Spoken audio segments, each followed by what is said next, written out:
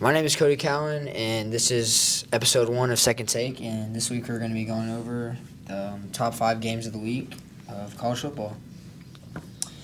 So first up, we have LSU at Clemson this Saturday, 7:30. This game is the Battle of the Death Valleys. I mean, what do y'all think about it? So I'm excited to see Cade Klubnik out there. Honestly, I think he's going to be like a pretty big part of Clemson's offense. So honestly, in this one, I'm taking Clemson over LSU. I think LSU is going to be a mid-tier SEC opponent this year. I'm taking Clemson too. LSU has a history of like coming out slow. Like that one year, they lost to UCLA. They lost first game, so I got Clemson. And a stat that my boy Owen told me is, besides the Joe Burrow dynasty that they had, they haven't won a first game in over 10 years. Really? Mm-hmm. You know, Clemson games at night, especially with the roster we have this year, I think it's going to be a good game, but I think Clemson pulls away by 2 touchdowns, and I have them winning 38-17. It's pretty even on paper, the two teams. Both have great receiver rooms, great linebackers.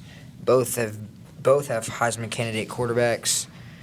But, I just think Dabo Swinney's going to outcoach LSU's coach, and he's never won a game in Death Valley, so. I like it. All right. Next up, we got Bama versus Florida State. Who y'all got?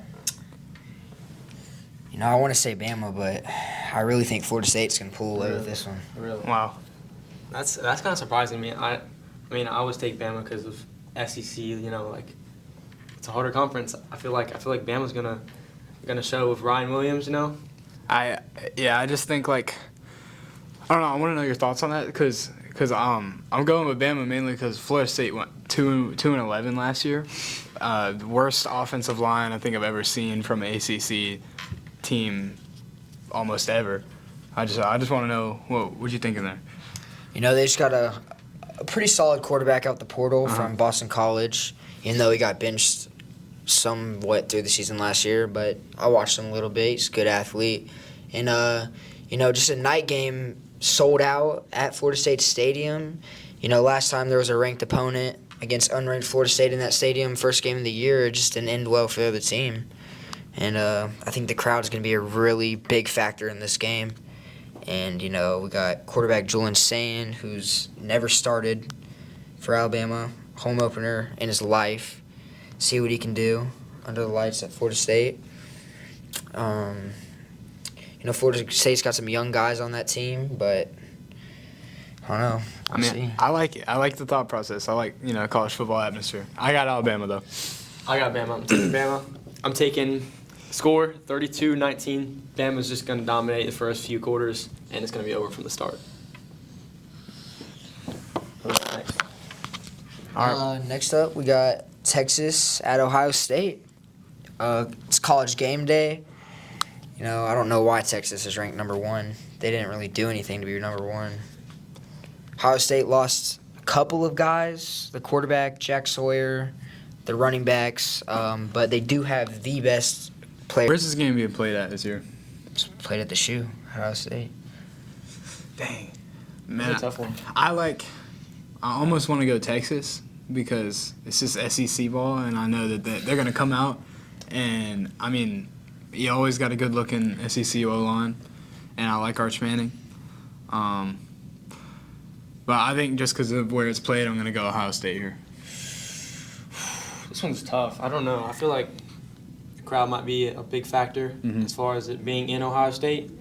And I really don't know who's going to guard Jeremiah Smith. So I got Ohio State.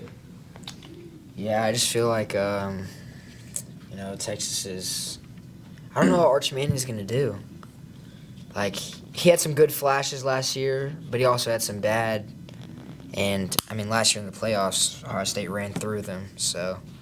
That is true, yeah. Rematch, so we'll see. I got Ohio State winning 35-10. All right, Trey, what's next? What's next? Yeah. What's next? My favorite game on the list, Georgia Tech versus Colorado. That's a good one. Where do I begin? Georgia Tech coming back, Haynes King, Jamal Haynes still in the backfield. was Haynes King, like a 6-year senior. You know, lots of experience. Jamal Haynes, 4th year, going in running back. Kyle Leaford, defensive, all ACC. I think it's going to be a blowout, if I'm honest. Give me Tech. Like, I don't think the defense is going to be there, but give me like 49-17, Georgia Tech. You know, I think Georgia Tech is a sleeper team this year. I have them going out beating Georgia this year in the Benz. They returned a lot of talent this year, besides losing Eric Singleton, which is one of the best receivers in the college football, if you ask me. But they do have Malik Rutherford out there. He's a great receiver. And honestly, Haynes King, in my opinion, is one of the best quarterbacks in the country. And then that running back is something. All right. This shouldn't even be a conversation. Georgia Tech is going to destroy Colorado. They fell off so hard. They lost Travis Hunter, the Sanders brothers. It's going to be a beatdown. Georgia Tech all the way. I love it. Yeah. Shoot. Hey, don't forget about Eric Rivers either. You got Malik Rutherford and Eric Rivers out there. Shout out my boy Benjamin Galloway, Hillgrove alumni. Low line over there. Hey, and CC going there. All right. All right, in our last game of the week, we have Notre Dame at Miami. This could be a interesting game, you know. Georgia transfer quarterback Carson Beck over at Miami. Excited to see how he's going to do with a set of receivers that could actually catch the ball. You know, Notre Dame, they didn't lose a lot of guys. They returned the most production in college football from last season as a great team who ended up losing deep in the playoffs, beating Penn State. And that running back, Jeremiah Love, he's very good. But their coach right now, very young. He's got a lot of experience as a young guy. And I think that he'll go out there, beat Miami. And I don't even think it'll be close.